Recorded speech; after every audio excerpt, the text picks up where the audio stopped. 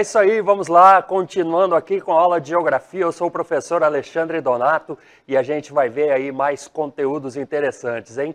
Como a gente vê aqui, vamos ver a aula de número 6. O objeto de conhecimento é a hegemonia europeia na economia, na política e na cultura, e o detalhamento, a formação e a organização da economia global a partir do continente europeu, o percurso de consolidação da hegemonia e a formação da grande União Europeia. Vamos lá para essa aula, então.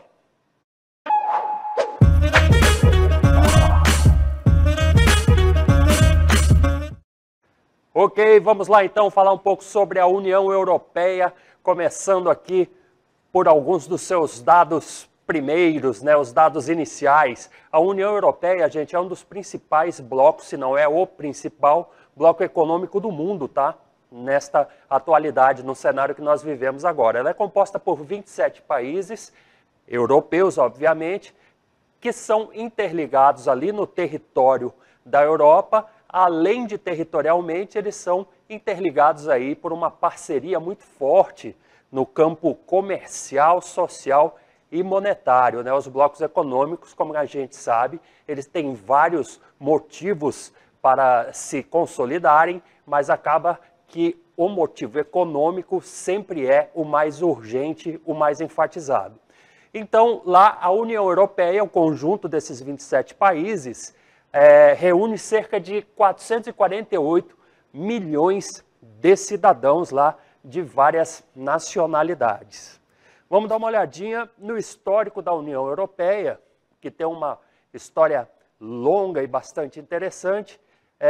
Ela começa lá com a necessidade da estabilização política e econômica de uma Europa pós-Segunda Guerra Mundial, que foi o fator determinante para a criação histórica da União Europeia.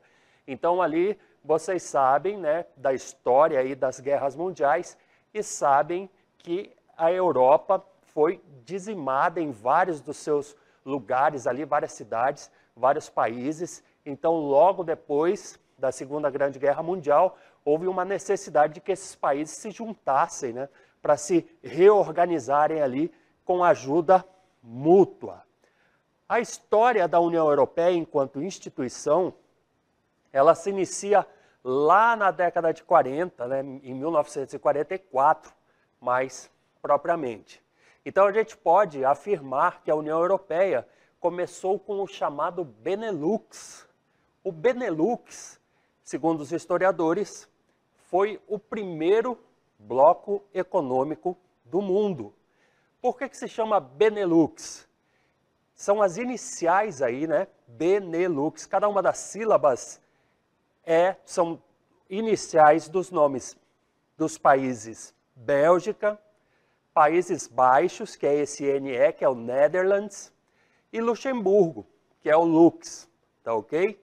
Então esses países, eles procuraram acordos comerciais lá para produtos alimentícios, né, e outras maneiras, como a de escoar carvão, por exemplo, carvão mineral, lá pelo porto de Roterdã.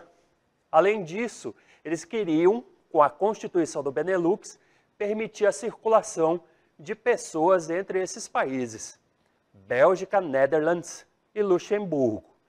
Ok, então, gente, vamos dar uma olhada aqui no mapa e acompanhar a cronologia, né, da evolução territorial da União Europeia. Então, lá em 1944, como nós estamos vendo aqui, nós tínhamos o Benelux, né, os três países aí juntos, Bélgica, Netherlands e Luxemburgo. Então, a partir de agora, a gente vai ver a evolução de todos aí os tratados e a somatória dos países que foram aqui se chegando a esses três e aí foram evoluindo para o que nós conhecemos hoje como a União Europeia. Tudo bem? Em 1951, nós tivemos lá a Comunidade Europeia do Carvão e do Aço, a CECA, que reuniu 6 países europeus. Aqueles 3 que nós vimos ali, né, a Bélgica, os Países Baixos e Luxemburgo, mais a França, a Itália e a Alemanha, ok? Então a gente vai dar uma olhadinha, continuando aqui com a nossa cronologia, temporal e espacial, e vamos ver no mapa que nós temos aqui, então, a somatória de além dos 3 países que iniciaram todo esse processo histórico e territorial, mais França, Alemanha e Itália. E conforme eu tenho falado sempre para vocês, vamos acompanhando aí a evolução espacial do que veio a se tornar a União Europeia. Lá em 1957, a CSEA passou a denominar-se Comunidade Econômica Europeia, e isso se deu com o Tratado de Roma, né? Então, em 1957, se assinou o Tratado de Roma e a CEE substituiu a CECA. A Comunidade, então, Econômica Europeia previa a livre circulação de mercadorias, capitais, serviços e pessoas entre os países membros. O objetivo seguinte foi exatamente o de transformar a CEE em um bloco regional de livre comércio, com tarifas de importação unificadas. Já em 1973, entraram para a Comunidade Econômica Europeia. Então vejam só, começou lá com o Benelux, se tornou CSEA, depois passou a CEE. Então lá, em 1973, nós tivemos o ingresso do Reino Unido, da Irlanda e na Dinamarca, no que à época era chamado então, volto a dizer, de CEE, a Comunidade Econômica Europeia. A gente vai dar uma olhada no mapa e vamos conferir aqui o crescimento, né, desse que nos dias de hoje é o mais importante ou um dos mais importantes blocos econômicos do mundo.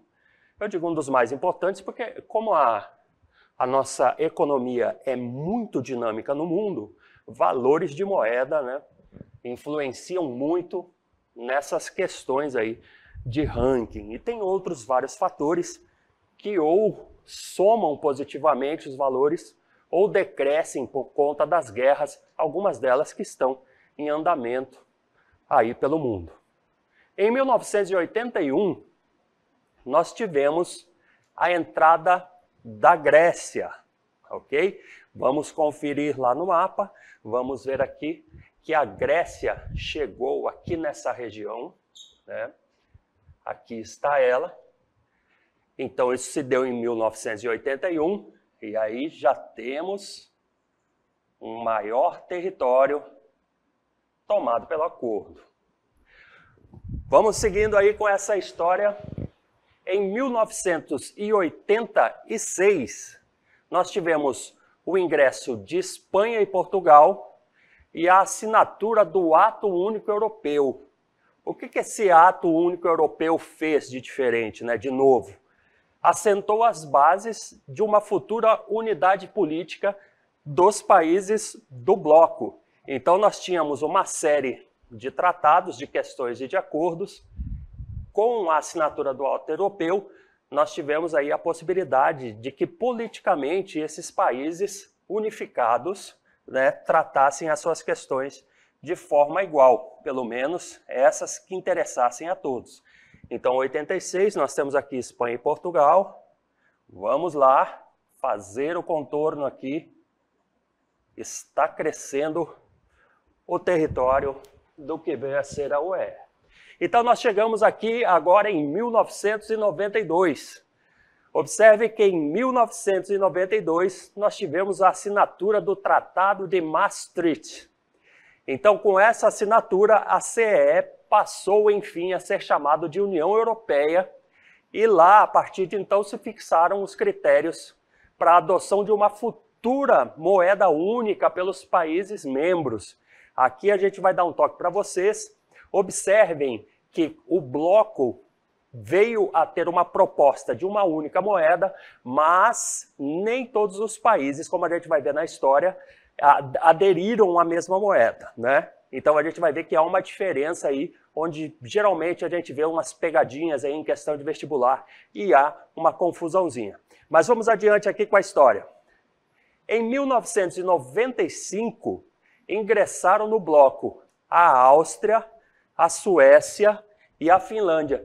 E na época, a Noruega chegou a negociar o ingresso, lá em 1995, mas preferiu não aderir, preferiu não participar do bloco, né? Então nós tivemos o crescimento ali, e aí ele se projeta nessa direção, ok? Com um dos países aqui, a Áustria, e aí, como eu padronizei desde o começo, vamos circular aqui para evidenciar o crescimento do contínuo territorial desse bloco econômico. Tudo bem? Vamos adiante, temos aqui agora um dos importantes momentos históricos aqui da União Europeia, que é o surgimento do euro como moeda comum dos países membros da União Europeia. Isso ocorreu lá em 1999. Vejam só, como eu estava dizendo, nem todos os países da União Europeia aderiram ao euro. Lá naquele momento, Dinamarca, Suécia e Reino Unido não adotaram. Então, eu preciso enfatizar que você não confunda União Europeia com zona do euro. União Europeia é o bloco econômico, a zona do euro não abrange todos os países da União Europeia. Lá em 2004, nós tivemos o ingresso de vários países aqui, né? Vejam só, Chipre, República Tcheca, Estônia, Hungria, Letônia, Lituânia, Malta, Polônia, Eslováquia e Eslovênia, né? Eles ingressaram então na União Europeia e engrossaram aqui, né, a região territorial. Tudo bem? Então vejam, esses países estão situados aqui, mais ou menos ali ao lado leste, né, do bloco, aqui na divisão com a Ásia. Observem isso aqui, é um dado importante. E aí vamos contornar aqui a configuração da União Europeia até aquele determinado momento de 2004. Indo mais adiante, em 2007, nós tivemos então a entrada da Bulgária e da Romênia na União Europeia.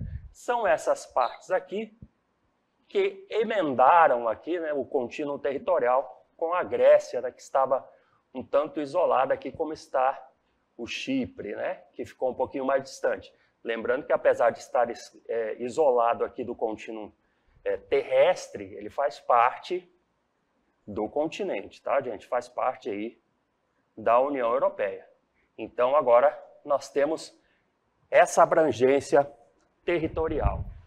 Em 2013, nós tivemos o ingresso da Croácia, tá? E a Croácia fica aqui, nessa partezinha, certo? E aí já temos um gigante bloco econômico formado, não é isso? Bom, um dos acontecimentos que fez com que essa configuração territorial mudasse foi justamente um evento que separou um dos seus países, tá? Então, um dos países que tinha ingressado na União Europeia resolveu sair do bloco.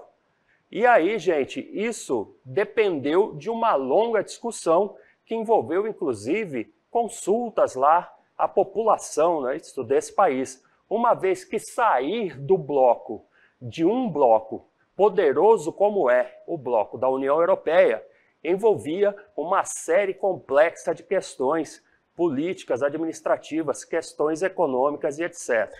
Nós estamos falando do que ficou conhecido como Brexit. É isso que a gente vai ver aqui agora.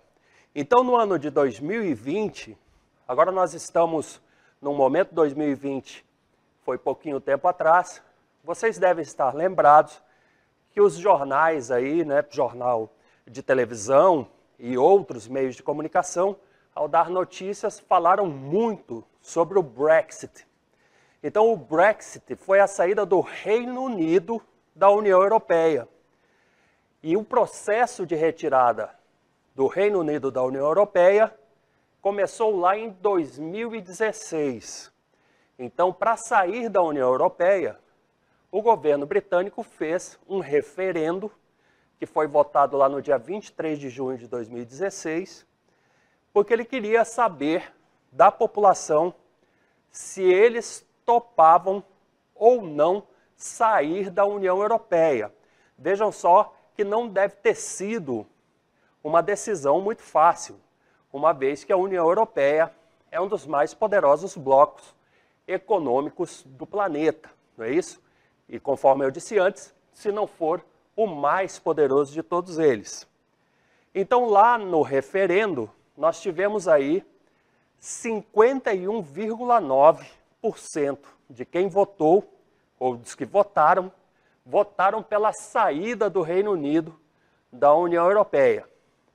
Enquanto que 48,1% votaram por sua permanência na União Europeia. Então observem só, como a gente estava falando, não é isso? Que era uma decisão bastante difícil.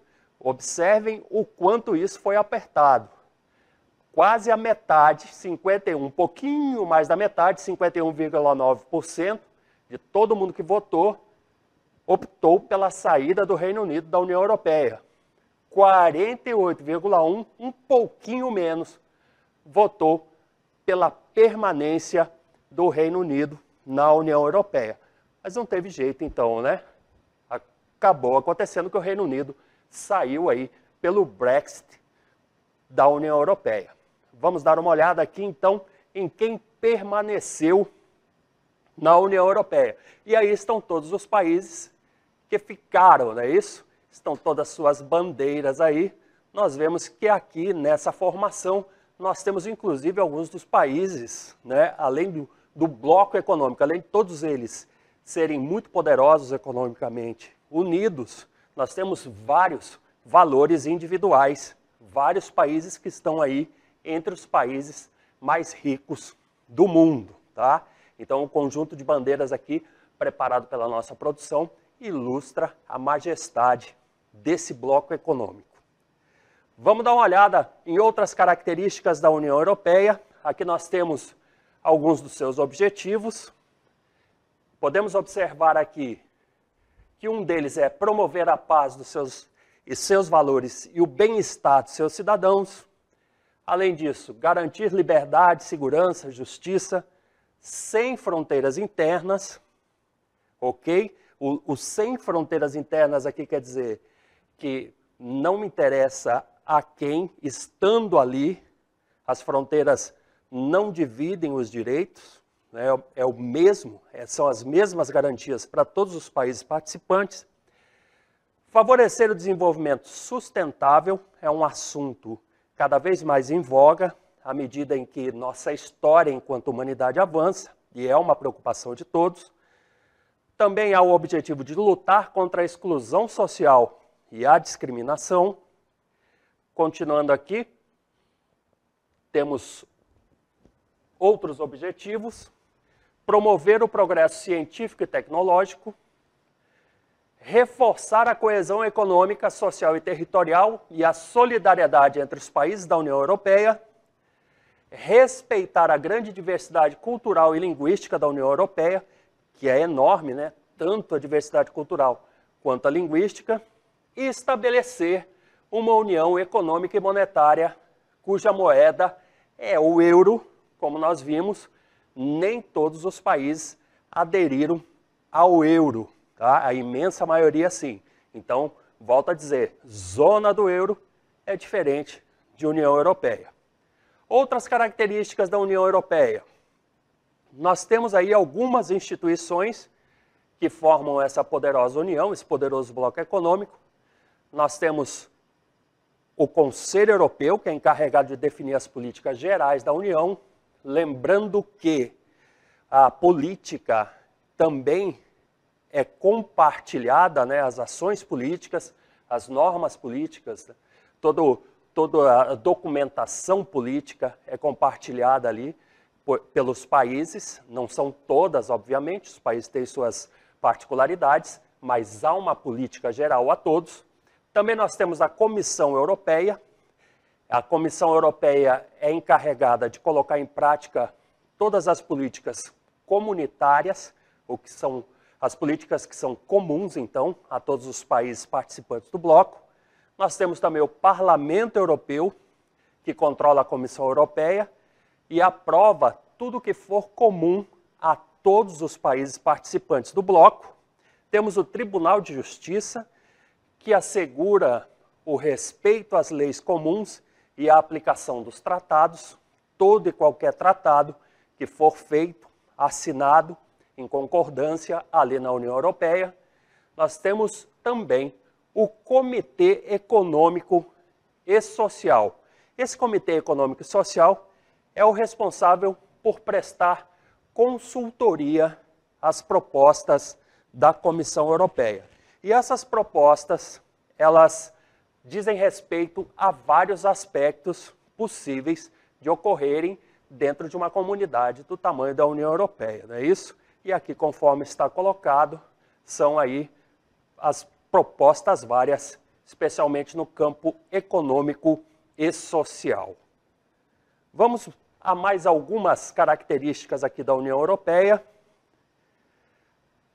Desde o Tratado de Roma, lá de 1957, as barreiras comerciais entre os países membros da União Europeia foram sendo eliminadas e uma série de políticas comuns se instituíram.